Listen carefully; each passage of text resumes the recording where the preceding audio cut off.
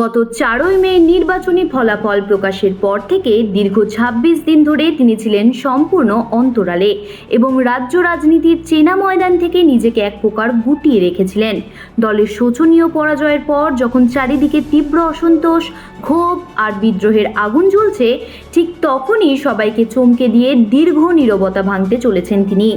অবশেষে সমস্ত জল্পনার অবসান ঘটিয়ে আগামীকাল এক রাজকীয় এবং অত্যন্ত তাৎপর্যপূর্ণ কর্মসূচির মাধ্যমে আবারও রাস্তায় নামছেন তৃণমূলের second in command Abhishek Bandyopadhyay. নির্বাচনী দলের এই অভাবনীয় বিপর্যয়ের পর থেকে তৃণমূলের নিচুতলার কর্মীরা রাজ্যের বিভিন্ন প্রান্তে লাগাতার আক্রান্ত হচ্ছিলেন এবং এই কঠিন সময়ে কেন দলের প্রধান সেনাপতি ময়দানে নেই তা নিয়ে দলের অন্দরেই মারাত্মক প্রশ্ন উঠতে শুরু করেছিল। এমনকি বেলেঘাটা তৃণমূল বিধায়ক কুণাল ঘোষ থেকে শুরু করে কাকলি ঘোষ দস্তিদার এবং শান্তনু সেনের মতো একসময়ের ঘনিষ্ঠ নেতারাও অভিষেকের রণকৌশল এবং আইপ্যাকের ভূমিকা নিয়ে প্রকাশ্যেই ক্ষোভ উগরে দিচ্ছিলেন। চারিদিকের এই তীব্র চাপ, বৈদ্যুতিক চুল্লি মন্তব্য নিয়ে হওয়া এফআইআর এবং পুরসভার নোটিশের ধাক্কা সামনে নিয়ে নিজের হারিয়ে যাওয়া জমি পুনরুদ্ধার করতে এবং কর্মীদের মনোবল চাঙ্গা করতে এবার সরাসরি মাঠে নামার চূড়ান্ত সিদ্ধান্ত নিয়েছেন অভিষেক। শনিবার নিজের এই রাজনৈতিক প্রত্যাবর্তনের প্রথম দিনেই অভিষেক বন্দ্যোপাধ্যায় বেছে নিয়েছেন দক্ষিণ ২৪ পরগনার সোনারপুর দক্ষিণ এবং কলকাতার বেলেঘাটা বিধানসভা এলাকাকে। রাজনৈতিক মহল মনে করছে যে কুণাল ঘোষ যেখানে প্রকাশ্যেই তার নিষ্ক্রিয়তা নিয়ে প্রশ্ন তুলেছিলেন, ঠিক সেই কুণালের নির্বাচনী কেন্দ্র বেলেঘাটায় প্রথম দিনেই যাওয়াটা তার একটি রাজনৈতিক চাল বলেই মনে করছে রাজনৈতিক মহল।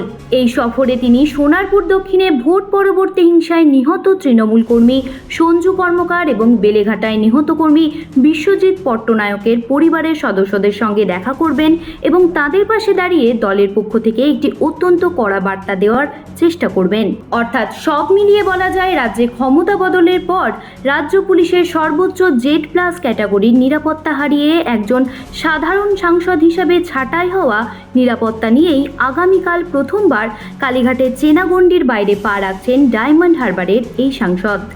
একদিকে যখন তার বহু প্রচারিত ডায়মন্ড হারবার মডেল নিয়ে বিজেপিরা ব্যঙ্গ করছেন এবং ফল তার প্রার্থী পিছু হটায় দল চতুর্থ স্থানে নেমে গিয়েছে, তখন এই সফর তার রাজনৈতিক ভবিষ্যতের জন্য এক মরণপণ লড়াই।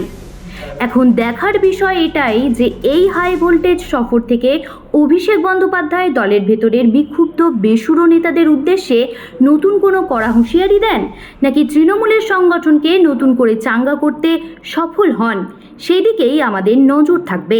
জ্যোতি সরকারের রিপোর্ট, হেডলাইন্স কলকাতা। আনন্দ আর ভালোবাসার দীপ্তিতে গড়া সমুজ্জ্বল পরমা, ঠিক তোমারই মতো। শ্যাম সুন্দর কোম্পানি জুয়েলার্স, আগরতলা, উদয়পুর, ধর্মনগর, কলকাতা।